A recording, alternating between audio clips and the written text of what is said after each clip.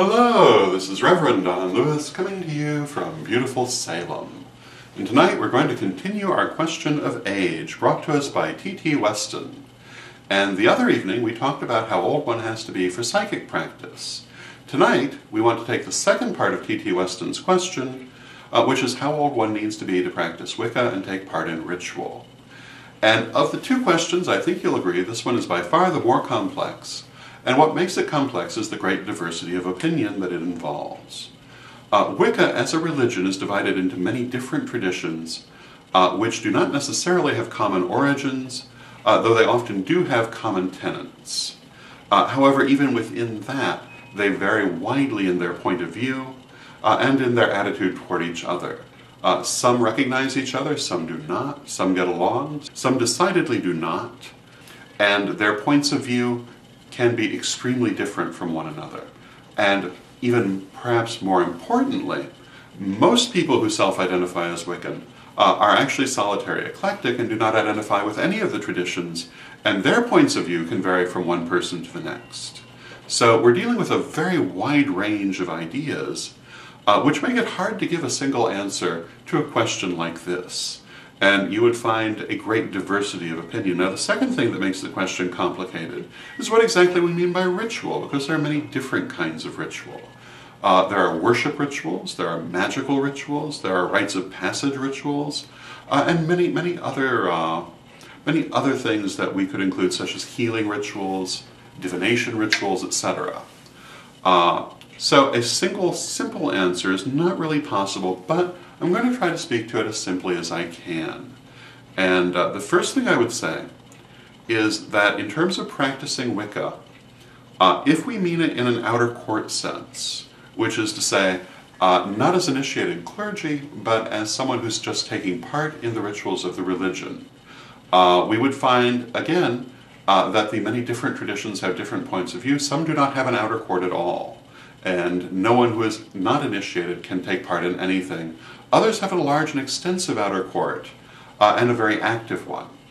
Some will not take anyone under the age of 18, even in the outer court, and others are very child-friendly. The tradition that I come from, the Correllian tradition, is, as a tradition, extremely child-friendly, although our individual temples are free to choose for themselves how they operate at that level. As a tradition, we would strongly encourage Correllian parents to involve their children in their spirituality from a very early age. And so in that sense, we would say that you could practice Wicca from any age.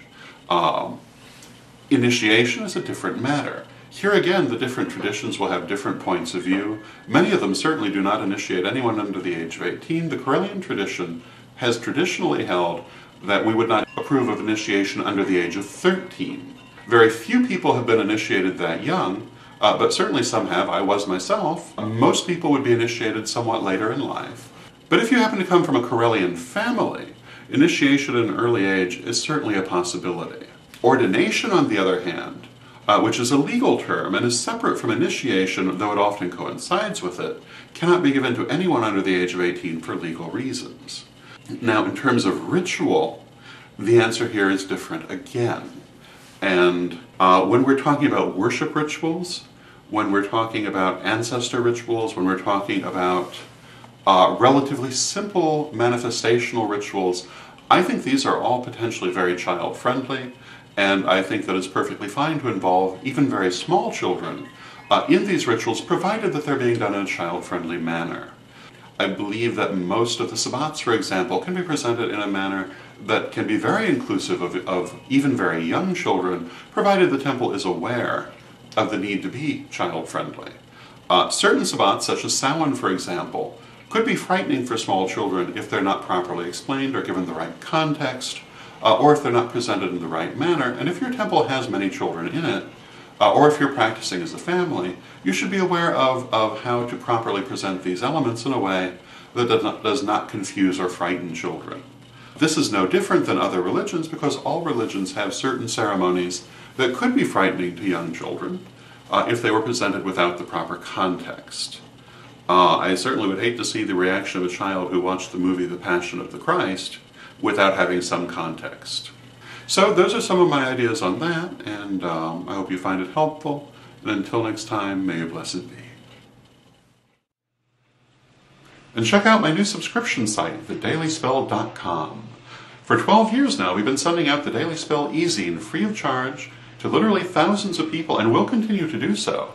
Thedailyspell.com is a subscription site meant to augment that daily service with deeper stories, deeper news, videos, entertainment, information, many daily features such as Marianne's Mystic Gem of the Day, the daily tarot card, the daily bio, and many more things. So check it out. Subscriptions are $19.99, and until next time, may you blessed be.